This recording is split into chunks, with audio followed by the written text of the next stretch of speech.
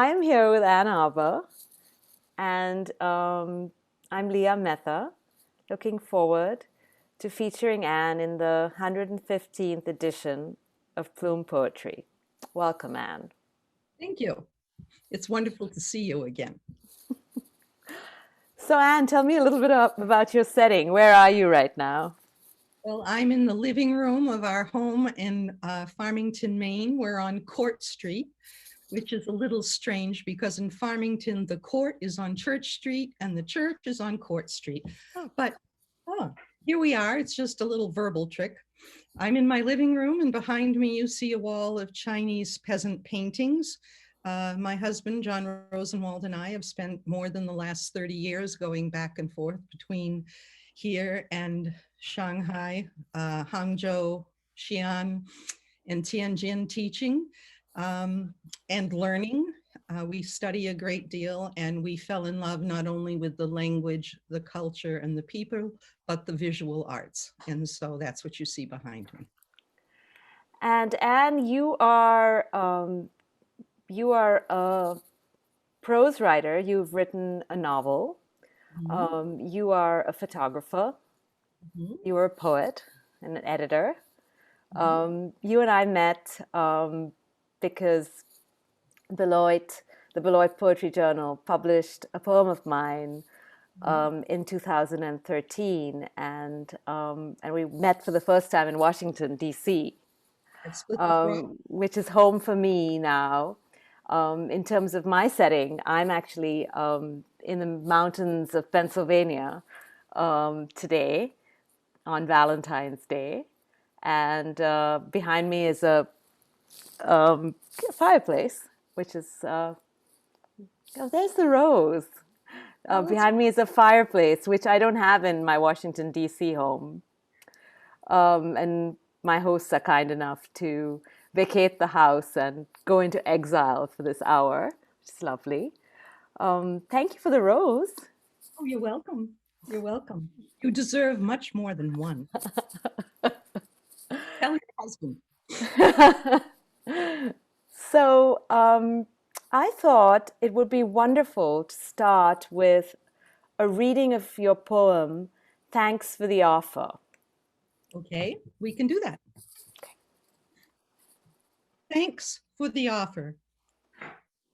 Thanks for the offer of your city to play in, live in. For now, I'm still a Mainer, 3/4 potato, 1/4 pine.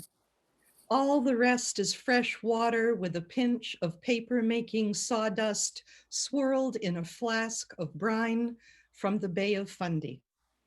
That's me, salty child of Shoesucker Bog, granddaughter of Mount Turk, sister to the Rangeley Lakes, and direct first cousin to the loon. Though I have no feathers, my bones are solid. Flutes made from them would ring out melodies sung before spelling invented itself in the caves of India or carved its rock etchings on sacred Putoshan. I am as old as the North Star, as fresh as trillium rising from April snow. If you look for me in a foggy mist along Route 17, look carefully. My bony shoulders, dark with the rain, blend in with alders, fir, spruce. Tilted to the side, my antlers disappear into hillsides, solid as the night, heavy as Coos Canyon granite. If you don't find me, don't feel bad. My night vision notes your arrival as I make the next climb, leaning forward to pick up my feet, one after the other, and move on. Thank you. You're welcome. I wrote that poem when a Chinese friend, assistant, dear person asked me, please come live in Hangzhou forever. And she does that every time she calls, which is on Valentine's Day, Christmas Day, Chinese New Year, my birthday, our anniversary. She calls all the time because she's adopted us. And she says, you know, Hangzhou is your city, come to your city, we all miss you. And so I had to tell her, look, I'm really just a potato and a pine cone.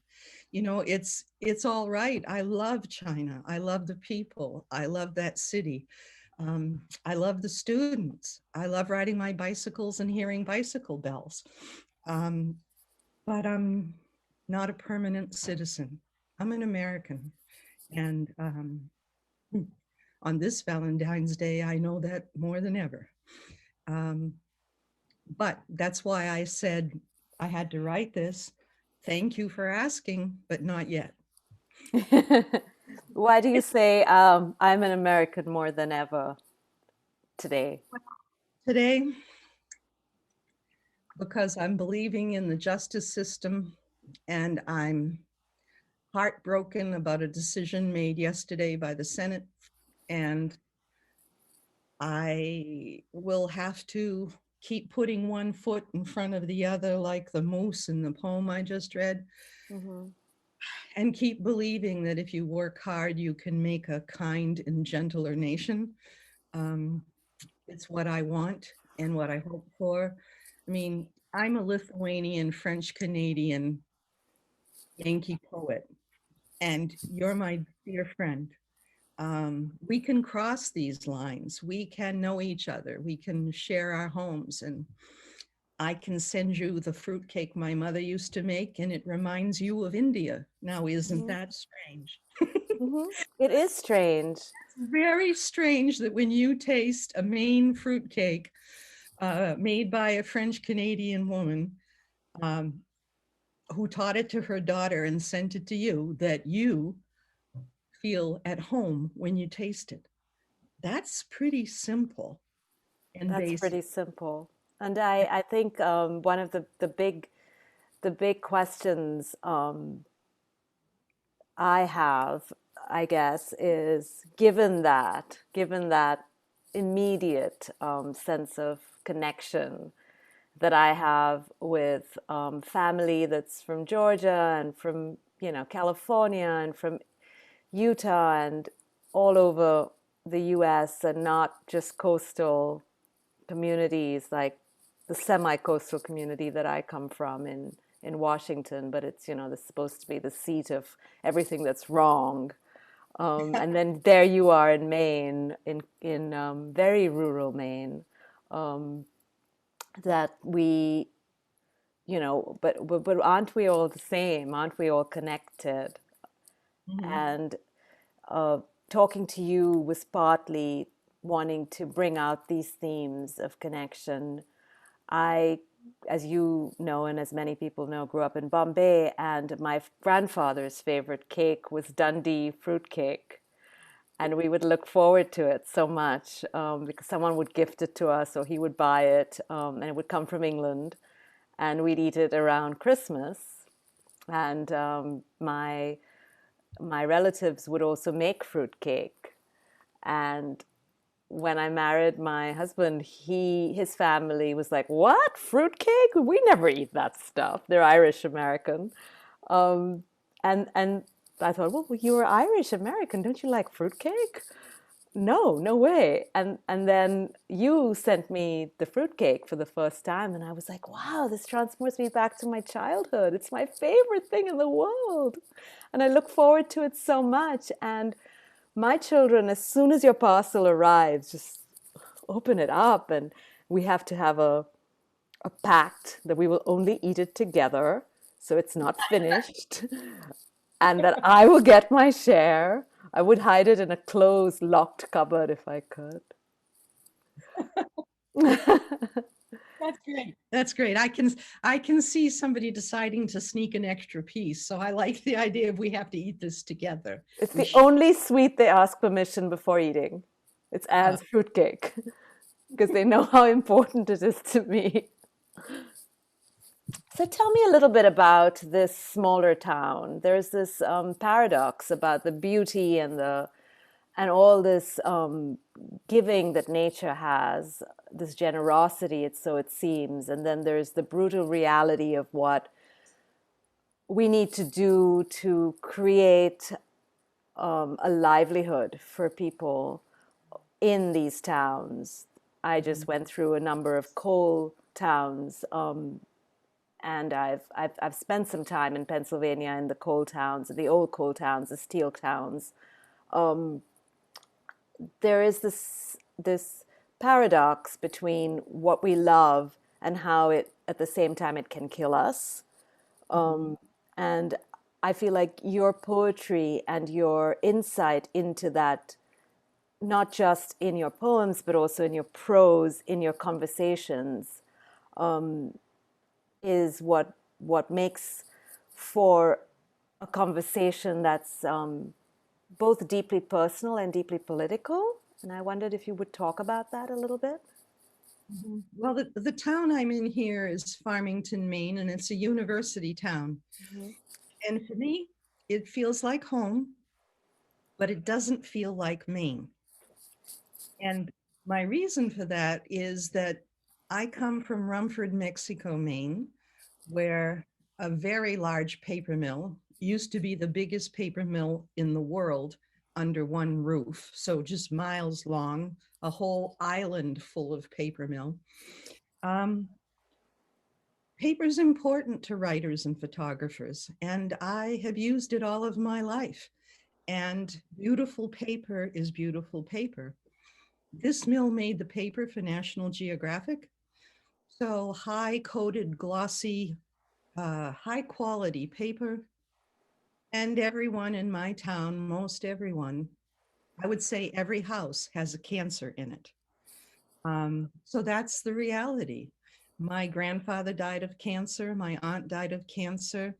My mother's best friend had colon cancer. My mother had colon cancer. The woman across the street had colon cancer. The other woman across the street also had cancer. And now my high school classmates, two neighbors adjacent to and across the street from where I grew up, my classmates had breast cancer.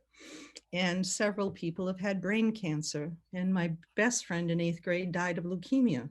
So it's just really like the mill gives us our living. And everybody says, well, that's our bread and butter. But it's also our death. And even as I try to make beauty out of the things that surround us, to see and insist on something beyond the smokestacks. The smokestacks are the center of the town and the center of what feeds the people in the village, in the town, but it kills us and leaves us grieving for the ones we've lost. There's a young woman who just put out a book named Milltown. Her name is Carrie Arsenault, and she grew up in Mexico, Maine, and actually I was her babysitter.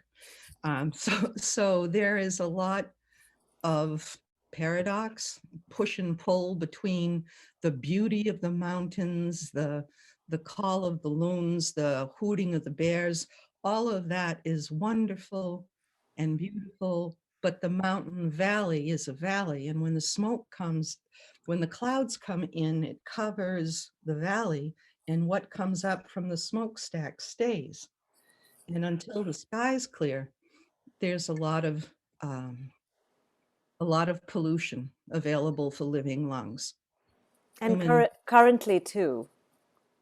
There's still pollution in this town. It's better than it used to be. There is an environmental protection agency. I know when my immigrant grandparents came from Lithuania or from the coal mines in Canada, it was an improvement on their life. It's better to be above ground than below ground. They could see daylight. There were improvements, but then there was no environmental protection agency. So over the years, things have improved, but there's still a lot of residue.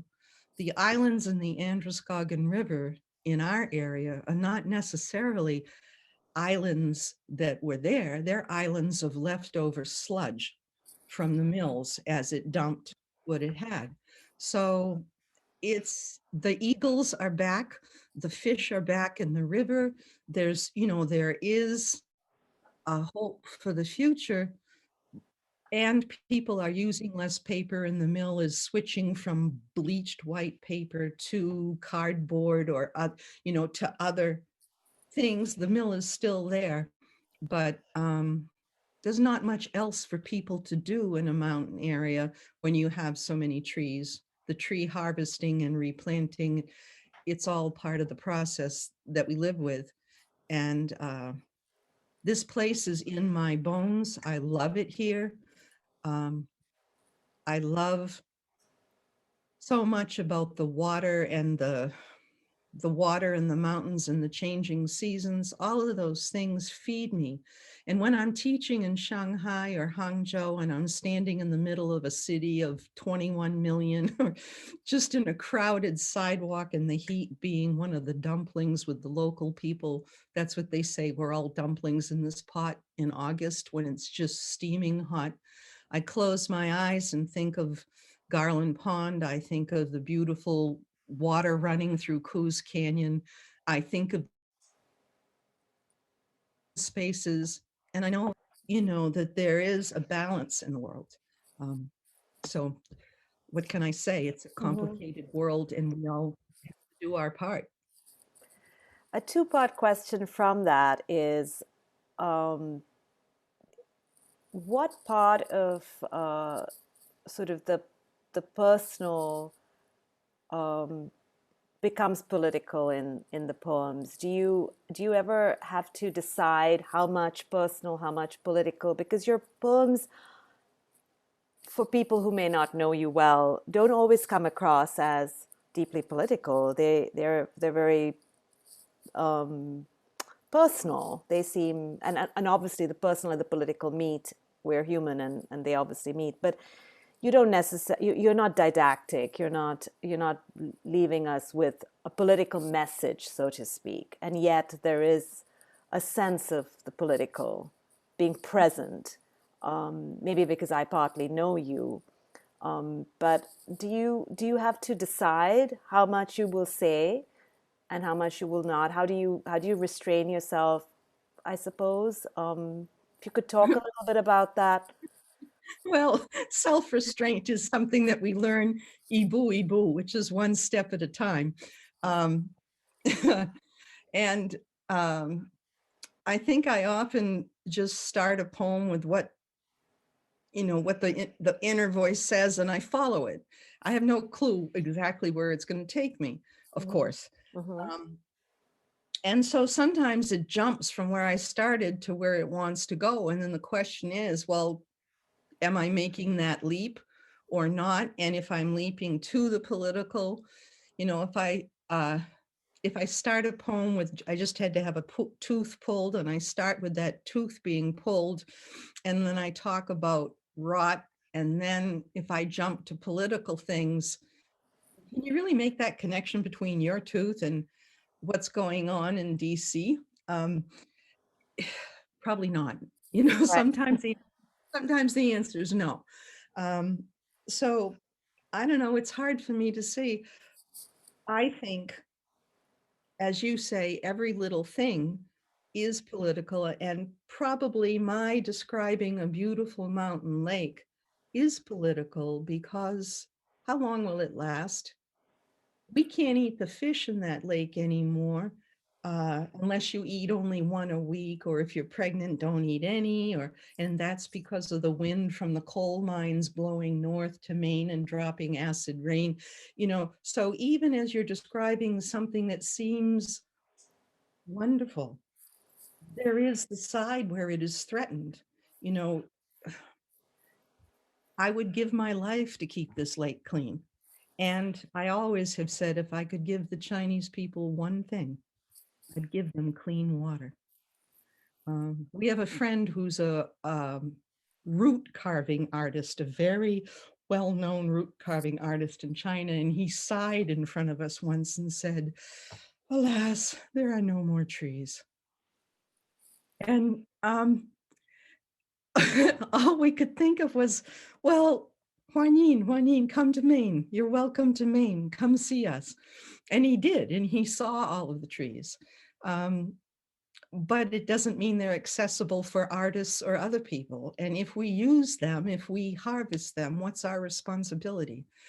And so a lot of this does come down, even on a day like today, to responsibility, what we want to save, what we want to preserve, and what we want to put out for the future. What am I responsible for as an individual? And my biggest question is, how can I be of service? How can I help? What is my best way of using the energies I have left to me? As you know, I had a couple of major medical issues about 5 years ago, and I am back on my feet and running on my exercise machine and walking miles up and down these Maine hills every day. But I am aware life is short. What do I do with this time and energy? And what is it I've wanted to do that I haven't dared to do? What should I try? If it's learning to play the piano, or recently I've been teaching myself to paint. I'm in love with color and with texture and with light. And a lot of that comes from years of looking through a camera. I've used language to describe my world, and I've used the frame of many different cameras, and they each have their own voice. Did you start out in your creative life as a photographer? No, I was a high school poet. High school poet, yeah. As a matter of fact, I started writing poems in high school. I think I started writing because Santa Claus gave me these little red diaries with locks. Yes. They were little diaries with a lock, and it was a chance to say something that I wanted to say. And if you come up in a family of many, many children and lots of small house, lots of coming to and fro and noise, you don't even hear yourself think. So I'd wait till everybody went to bed and then turn on my light and write. And those little diaries were codes for what I was wanting to say. I didn't really dare to say some of the things I was thinking because I didn't trust that it would be a private space. But a lot of the longing and wishful thinking and dreams of a young person were written in those little diaries.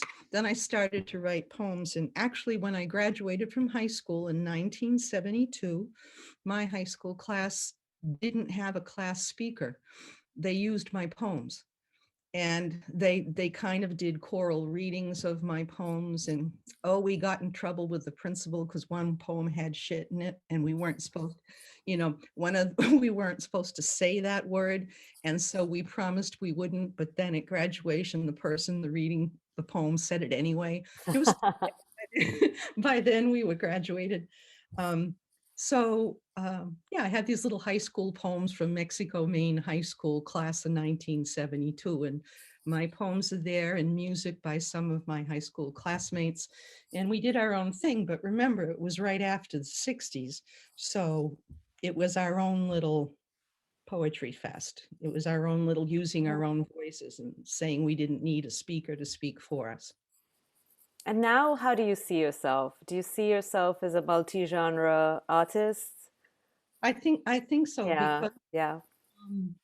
I don't know. I'm a writer, and I'm a visual artist. I'm a very visual person. I can't go to a lot of movies because I can't forget them. If I see horror or cruelty or entrapment, if I see any of those things, I can't unsee it. And I think a lot of people are able to go to movies and say, oh yeah, that was brutal, and they just go on. Not me. If I see the brutal, I'm stuck with the brutal for a long time. So and I know a little bit about your novel and the process, the deeply personal process the brutal process of writing it. I wondered if you would be willing to talk a little bit about the craft of poetry versus the craft of the novel, while revealing whatever it is that you feel like revealing about the novel without giving away too much, since it is hopefully soon to find a home. We can work on that. The difference between them. When you start, maybe when you start, I'm not sure, but I think the poetry might come from a deeper and quieter place. It's been mulled over for a much longer time and can come in shorter breaths. And I think the novel, writing that fiction, you kind of take a deep breath, and when you go into Once Upon a Time, or you place yourself back in a moment and then try to describe that world with all of its senses, that's a different reach. But I think it's all going to the same well. The water is still deep, and you're still going down there to bring back up whatever wants to surface. You're still in service of the voice or the voices. The novel itself takes place in two places, and one is on a ship going between Portland, Maine and Yarmouth, Nova Scotia. It's a very large cruise ship. And so it's a coming of age story, and the main character is Selena, and she's working on that ship. But it is a case, and it's a case of financial need, of needing the money, of being there to work, but also the entrapment of being on a boat with a bunch of drunken sailors. And there was a casino on the ship, and there were truck drivers there who wandered the halls looking for a little fun. If Selena is there making beds and in the rooms trying to clean and be there far from, far ends of the ship, you really have no place to run. You can jump into the Bay of Fundy, or you can just try to learn how to talk your way out of never-ending assault, never ending. Did you ever spend time on a boat like that? I worked on the ship. You worked on the ship, yeah. So I can describe that world. And I also worked. Sorry, you go ahead. No, go ahead. Go ahead. I also worked in a paper mill. And so the second half of the book takes place there. And because I was what they called a spare, I did all kinds of jobs. If somebody called in sick, they called me. If somebody wanted to go hunting or fishing that day and called in, I worked 11 to 7 at night till 7 in the morning, or 3 to 11, or whatever ship was open. But I did almost 40, 50 jobs in the mill. I operated a crane. I was the mailman. I cleaned smoke. I cleaned crud out of the smokestacks with a fire hose on a ladder. All of the different jobs took me to different places. And because of that, I got to see how my grandfathers, how my uncles, how my father had to live. What was the situation where they worked? And actually, at some points in the novel, as I was going into the mill, my father was coming out, and there was a fence by the time clocks. And I would pass him, one crowd going out, and he would pass me his pocket full of change, and for the coffee machine, or I would pass mine to him. So, the quarters were going back and forth through the fence as we worked. But I could see, in a way, in the mill respected my father, because he was like middle management, and tried to he had to fill the trains. If he needed one more roll of paper for National Geographic and that train can go, he would go ask to get it. And he would say, could you please make sure, and his use of the word please, instead of ordering the workers to get him this, he asked, and I could see the men waving to him as he walked down the line of machines, and they would look up and see him. And when other administrators came by, they would look away.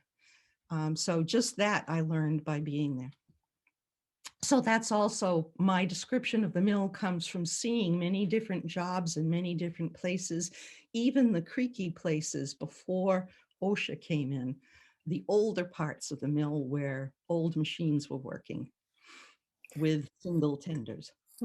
Yeah, I mean, I think that that sort of, for me, growing up with no working class experience of any kind, you know, like not working with my hands, always having other people to do things for us.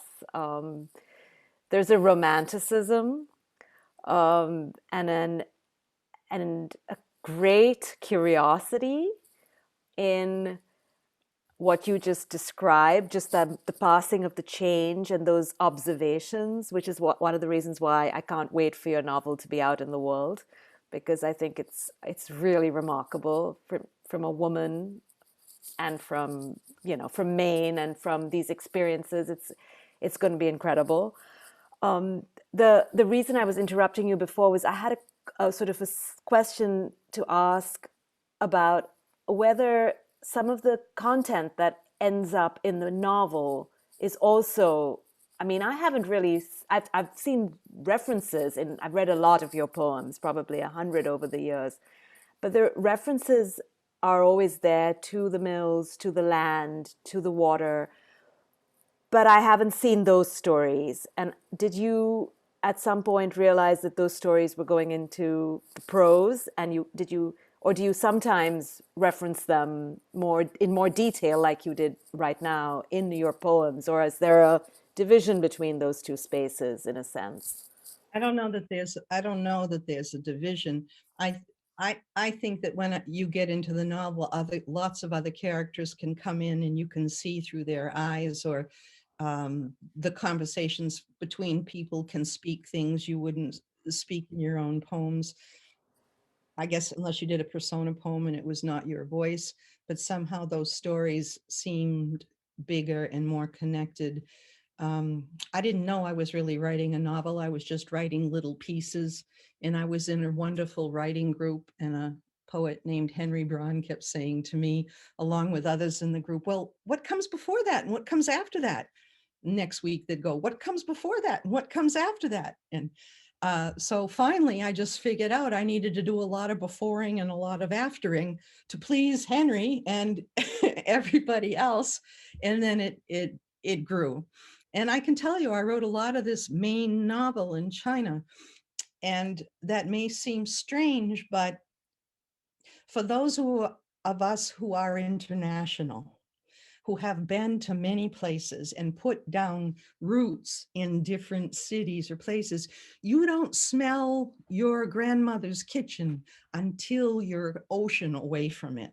You don't recognize your grandmother's teapot until you see a teapot in Hangzhou, China, on a little shop in the West Lake, or you're in Shanghai on the Shaodongxi Street, the street of little things, and there's a teapot shop and a chopstick shop and a paper cup cut shop, and all of those little, you walk into a whole shop full of just teapots, and all of a sudden you see your mother's kitchen and you smell it and you remember her apple pie compared to what they're serving for dessert, if they even have a dessert.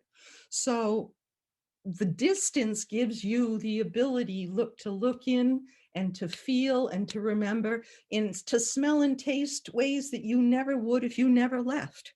At least that's how it seems to me. How does it seem to you? I mean, No, absolutely.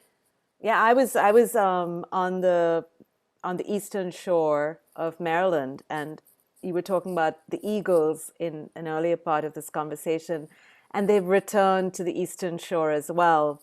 And so they, they sail past you. You're on a cliffside, and they literally are like wooden paintings because they're so perfect in their form. And there they're going by. They go by every morning out to hunt fish, and they come back the other way, every night. And it evoked in me a novel that I've been wanting to write for 20 years that just totally took off. That's it's set in two places, but it's mostly set in India, and then it's set in New York City. And it just came flooding in, this completely fictional novel that's set on the backdrop of one of the biggest riots in India in the early 90s. And it's remarkable how just being in that place, which is totally different from anything that I would have experienced in India. There are no bald eagles in India, as far as I know. And I totally understand what you're saying.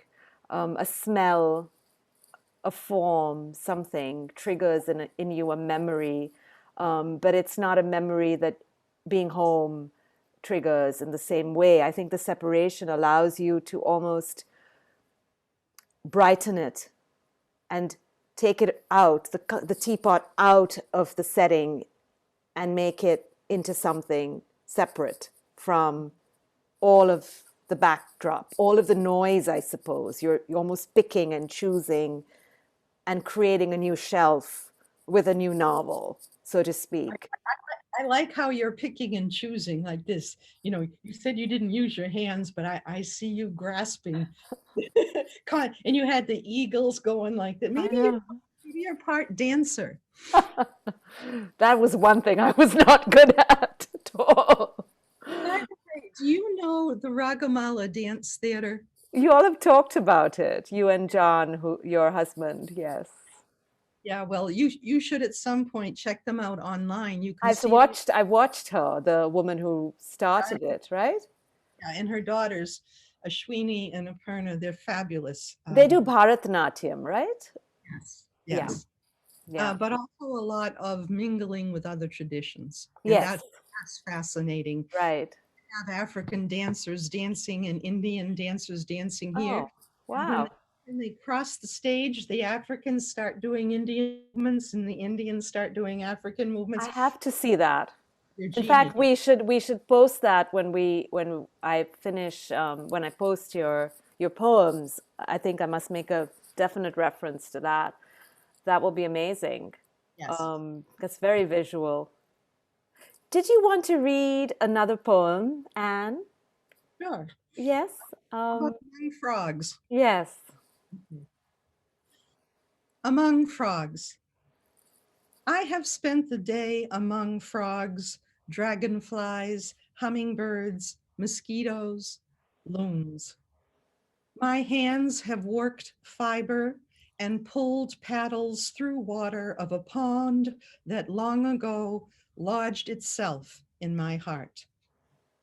Clouds today, majestic and wispy, pointed in many directions as though no one road answers the questions that rise up in the dark. For better or for worse, I can't undo the tick that bit me, nor the family I was born in. So let me cling to these stars, to these mountains. Let what approaches now on a sudden breeze rain on this roof, nourishing as a lover's smile. Let forgiveness ring in my ears like the call and response of loons in the night. Thank you. I have been looking forward to this year, thinking that we will somehow cast off the last one that has been so fractious and so disappointing, and also the losses that have come with it. For you personally, you've had some extremely deep losses. And and yet we know that this winter is going to be long. It's not over yet. Whether you're, you know, in your home with 6 feet of snow out the window, or you're in India or China with no snow out the window. I I thought though that there's so much in your poetry to look forward to in the summer, and that's one of the reasons why I love this poem, and also the fact that it talks about forgiveness. It seems the right tone to strike. And so I wanted to talk a little bit about how you often spend your summers and this inspiration between the Great Mother and Great Father Conference, and a couple of the settings that you've talked about at the beginning of our conversation, but tying it into this idea that of hope. Yeah. Well, the annual conference on the Great Mother and the New Father started in 1975, and I was 19, 20 years old then, and I went to the first one on a mountaintop in Colorado. I think maybe there were 40 participants at the time, and the energy in that room was so dynamic, with people longing for a community that appreciated beauty, that knew how to deal with grief and to put it down and not change the rest of your life, but to process it, maybe through the arts, the visual arts, the verbal arts. That group so filled me with hope, that somehow it's magically still working now for me, and it has fed my spirit, my husband's spirit. It has helped us to keep our relationship together, because we've been together now almost 50 years. We're approaching 50 years. How do you stay true to something that's changing? You know, if he changes first and I change another way, and then I change and he changes and then we change, are you still the same people? How can you be more than Romeo and Juliet?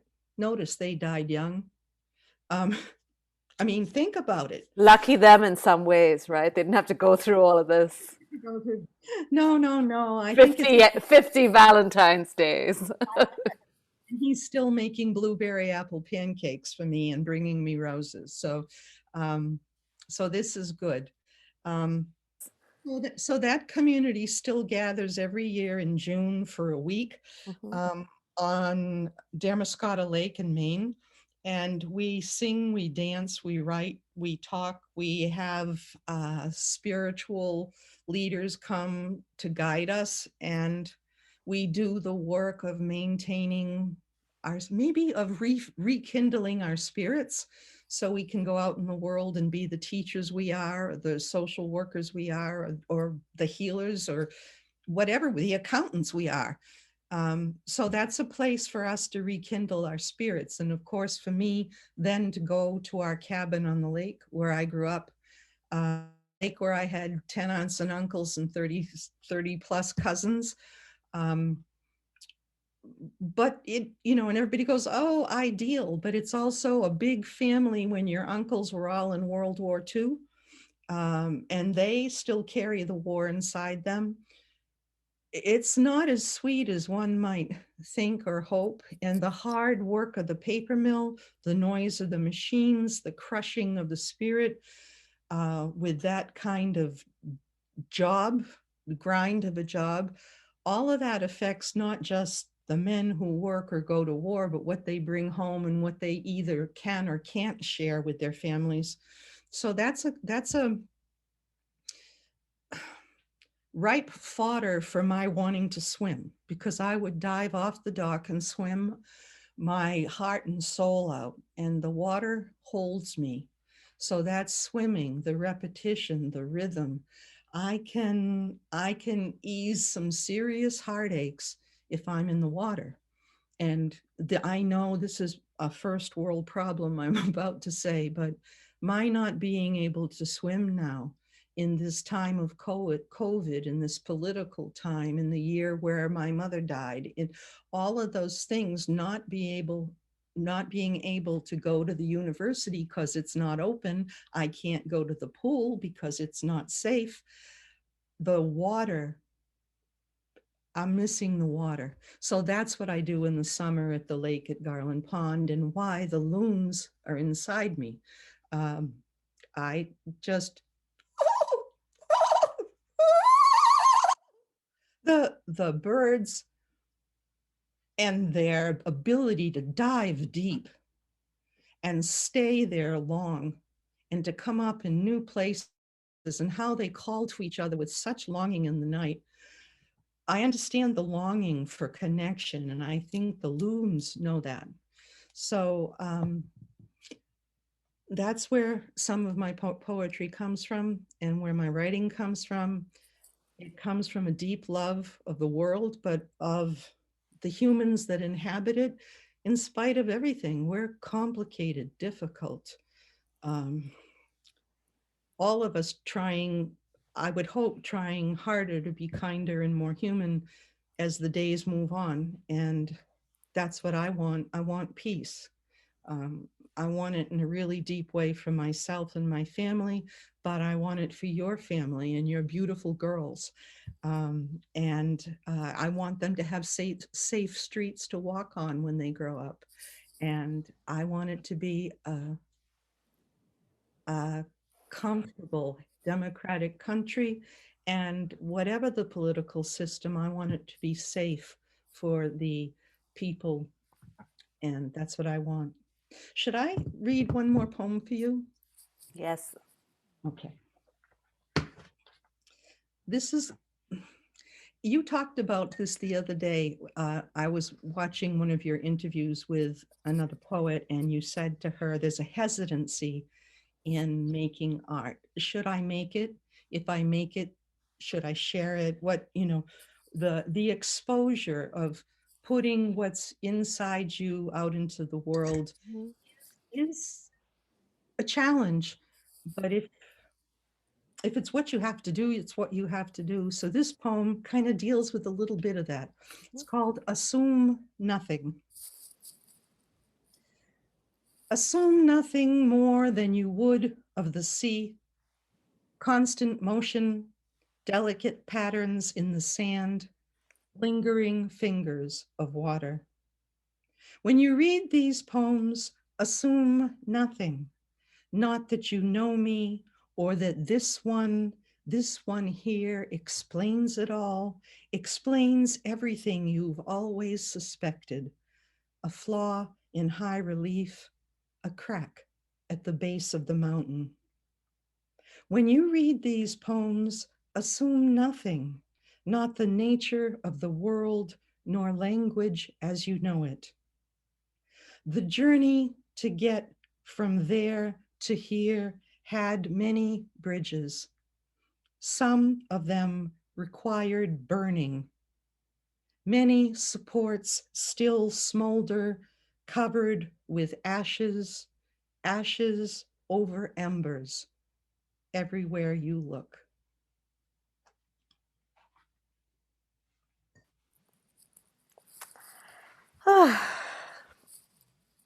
Thank you for reading that. You read it very well. It's beautiful. Yeah, I think one of the themes that I hadn't thought about while preparing for this conversation has sort of somehow come to the surface now, and that is about character. And so much of the work that you do and the work that you've done and the person that you are reveals character in the most delicious way. It's like so wonderful, so real, so humanistic. I feel very grateful for that, for the the multi conversations that we've had over the years, and for this conversation. Well, I feel very grateful. You are so generous to do this for poets, to give them a chance to speak in a human conversation about what is often done in isolation. Um, it really matters to me. You've reinvigorated my interest in going back to my work. Um, a lot of work that we all do is in the world. I'm a teacher. This year we were teaching 120 students in Tianjin, China, to write essays. So I was the grammar doctor, just doing work that's away from your own personal stuff. And you've really given me energy to look back and to pay attention to my own writing and the way I was paying attention to theirs. As teachers, as political activists, as citizens and family members, we all get pulled in a lot of directions. And I really appreciate your encouraging me to go back and be serious about this. And I think it will have ripple effects that I would like to thank you very deeply for. Oh, thank you. And Thank I want to you. tell you, as I said yesterday, I reread your book last night, and it was very moving. And on the second read, I found that there weren't just a couple of love poems in that book.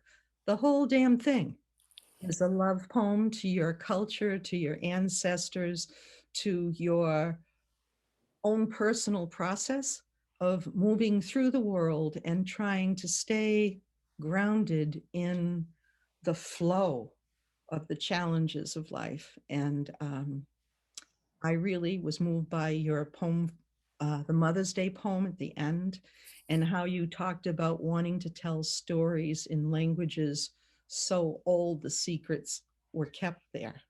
I don't have the words exactly right, but I think um, I was really touched by your work last night. And I certainly am touched by your willingness to pay this much attention to my poetry. You've been an advocate for years of my work, and someday we'll both read each other's novels. I look forward to that very much. Happy Valentine's Day. Happy Valentine's Day. Thank you And for spending this wonderful hour with me. I feel so enriched by it. Thank you so much. me too. And may the love between us and the love of all of the world's lovers spread and be infectious. May Much, it. much better than any disease we're currently worrying about. Well said. Happy Valentine's Day. Happy Valentine's Day. Bye. See you soon. Bye. Bye. So here's a brief epilogue. I now have John Rosenwald and Ann Arbor, and they're going to read us a Valentine's Day poem to send us away. Go ahead. So this is a poem by Robert Bly, who started the annual conference on the Great Mother, which eventually grew into the annual conference on the Great Mother and the New Father. And it is a love poem he wrote called The Winter Ant. The quivering wings of the winter ant wait for lean winter to end. I love you in slow, dim-witted ways. I love you in slow, dim-witted ways. Hardly speaking. One or two words only. What caused us each to live hidden? A wound. A word. A wind. A parent. Sometimes we wait in a helpless way. Awkwardly, not whole and not healed. When we hid the wound, we fell back from a human to a shelled life.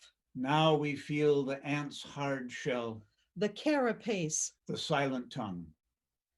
This must be the way of the ant. The winter ant. The way of those who are wounded and want to live.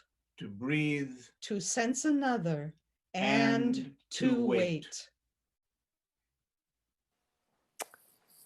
Thank you. Incredible. Thank you so much. You're more than welcome. Happy Valentine's Day. Happy Valentine's Day.